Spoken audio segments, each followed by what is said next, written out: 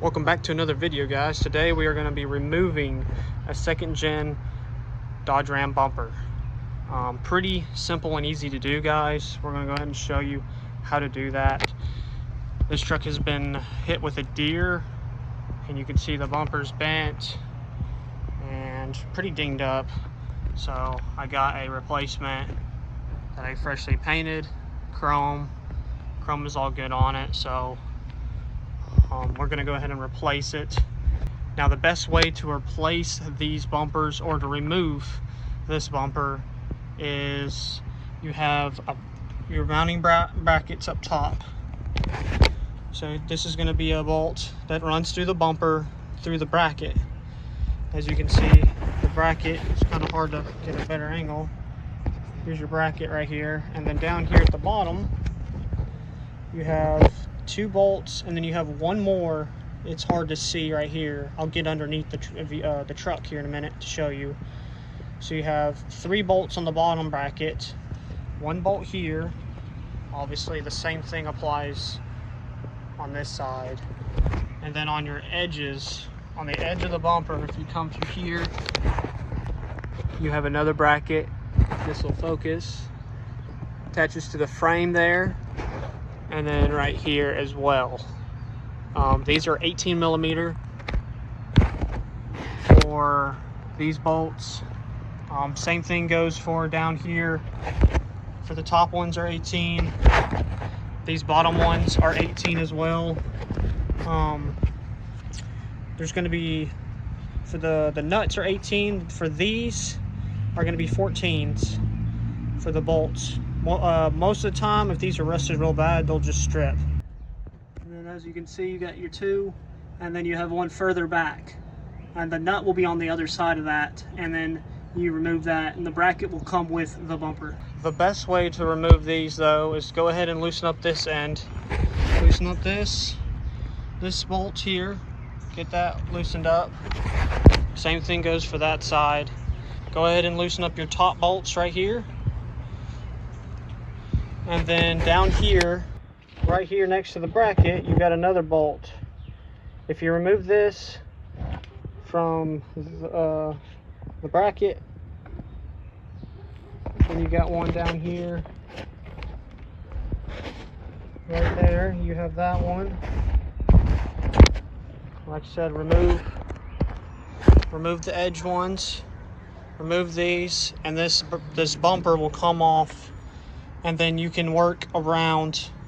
You can get the brackets off then. Since this thing's been hit with a deer, more than likely these brackets might be bent, and I have straight ones that I got from the junkyard that we're just going to go ahead and swap all the brackets out so this bumper sits on here as straight as possible. I went ahead and removed it from the frame because these bolts really seized on here. That's another way you can do it. And then I had to apply the torch to one of these bolts, but then I got you can get these bottom bolts from underneath the truck, and then like I said, get the top ones done, and then your side, whether you want to go from the bumper or in here. I'm gonna check these brackets, but I'm replacing all the brackets on here. And then once you loosen that up, you can leave these bolts in the bumper like this, and then what you want to do is you want to take the front of the bumper and pull it away from the truck, and then push down, and those bolts will go through, and the whole bumper will kind of slide out. On your driver's side, you usually have, these are threaded.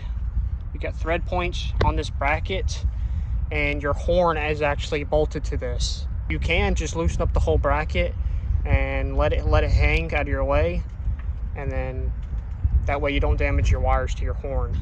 But I can already tell by this bracket right here, you can see it is slightly bent, and you can see this is even bent, so I'll have to straighten that out. I'm gonna go ahead and swap out to my new brackets, and then we're gonna straighten this out a little bit.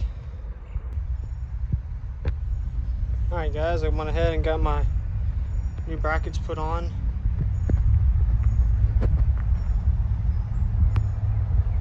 They're all somewhat loose because once we get the bumper on there, we'll check fitment. As you can see, I've already started getting the bumper back on. The trick here is, like I said, leave your bottom bolts in. Like I said, if you didn't replace your brackets like I did, then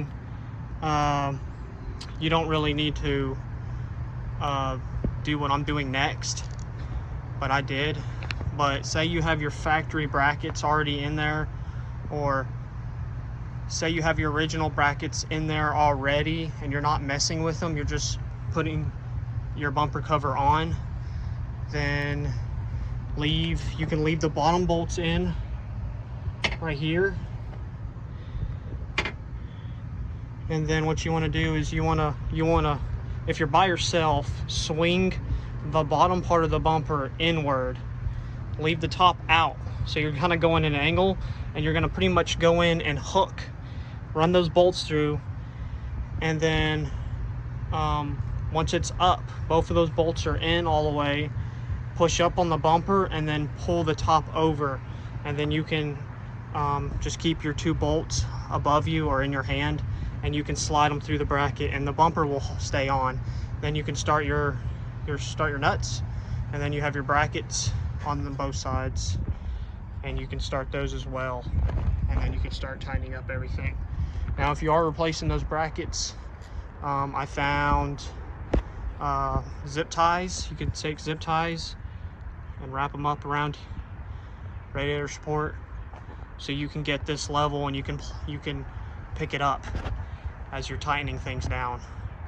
So you kind of just want to, you know, check your headlight gap underneath, you know, get parallel and make sure it's as close as you can get, as even. Got that top piece mounted. It's kind of angled down a little bit over here. Might be able to make an adjustment, but overall pretty good, pretty straight on there. As you see, that side looks much better. Final product with a bumper on and the grill on.